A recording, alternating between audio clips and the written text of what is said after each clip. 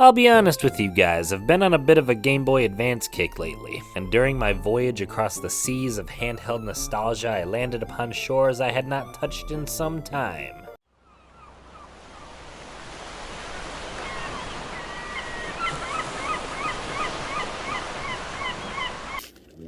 This isn't your average everyday Sonic. This is advanced Sonic. Sonic Advance is a funny little footnote in the series' history. It was developed for the 10-year anniversary of the character, and interestingly enough, was the very first Sonic game to be released on Nintendo hardware. Yes, with the Dreamcast having had, as they say in the business world, laid a huge wet fart, Sega did some heavy pivoting to say the least, and shifted their focus from first-party to third-party development, eyeing Nintendo and Sony's new Game Boy Advance and PlayStation 2 as key focal points. Yes sir, after years of Sonic vs. Mario debates, you could finally play both on the same system with the announcement of a brand new 2D Sonic title for the Nintendo Game Boy Advance. Of course, Sega had next to no experience in working with hardware like the GBAs, which definitely had the potential to throw a wrench in, developing a game for it. And so they enlisted the help of Dimps, an up-and-coming studio at the time that was founded by a bunch of former developers for the Neo Geo Pocket Color, their experience on which would translate well to the GBA's hardware. Dimps ultimately agreed to lead development on the project, with Sonic Team overseeing and providing assistance, of course. I can imagine the anxiety Sonic Team had in handing the reins of their primary IP over to another developer. But what can you do? Sometimes you need to call Dimps in to do what Seg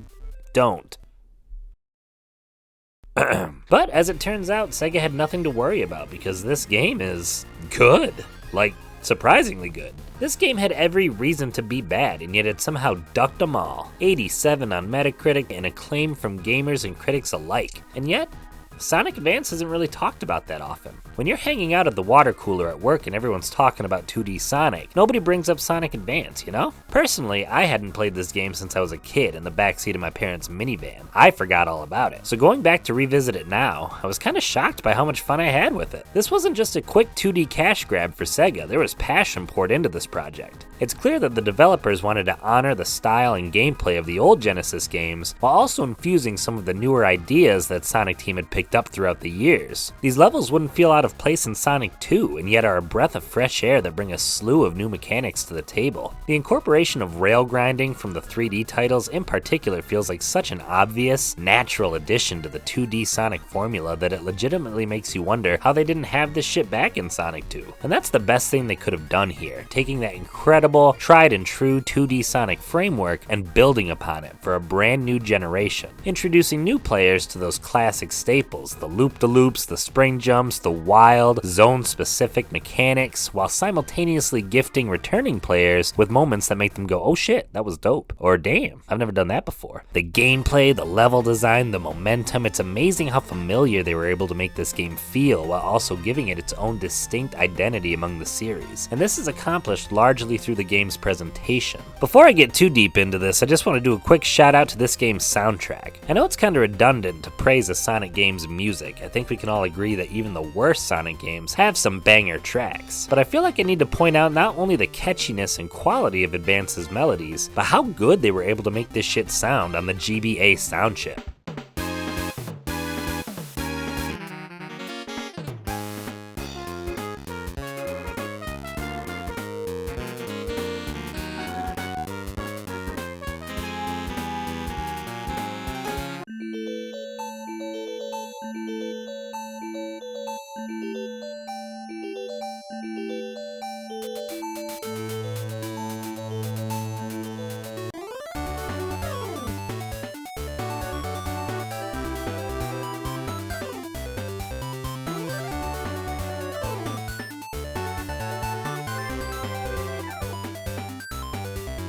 Again, this is the GBA sound chip. They were fucking cooking when they wrote this OST, I love it. And somehow the game manages to look even better than it sounds. Holy shit, these are some of my favorite sprites from any 2D Sonic game. Look at these guys. Look at these guys running around. Rather than ripping straight from the Genesis games, the sprites for Advance were a lot more stylized, drawing a lot of the inspiration for their designs from the Sonic Adventure artwork and character models of Yuji Iwakawa. This gives each character a sharper, more defined look that manages to better capture that trait trademark Sonic attitude. It doesn't spit in the face of the old style by any means, but simply lends more personality and identity to each character. I mean, look at how expressive these character animations are.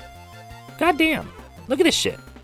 They didn't have to go this hard in a goddamn idle animation, Jesus Christ. In true Sonic fashion, you have multiple characters to choose from: Sonic, Tails, Knuckles, and Amy, the classic Sonic A-Team. No surprises in terms of how each character operates. Sonic is the fastest and has his signature Insta-Shield. Tails can fly and swim, making him key for platforming and looking for secrets. Knuckles can glide and scale walls as per usual, and Amy has the ability to suck more ass than any of the other characters combined. Look, I get what they were going for with Amy. Her whole gimmick is that she swings her hammer at enemies, which admittedly is pretty solid for offense and taking out bosses, but it's at the cost of the worst movement of any of the playable characters. It's not even close. Amy can't spin dash, she can't roll into a ball, she can't jump on enemies. She's decently fast, but that speed paired with her awkward jumping just makes navigating her through these levels feel off. I don't know. Some people really like playing as Amy, but for me, her movement is just too jarring. She doesn't fit the flow of the game, you know? It's like if you drop Mario into the middle of Green Hill Zone. It just feels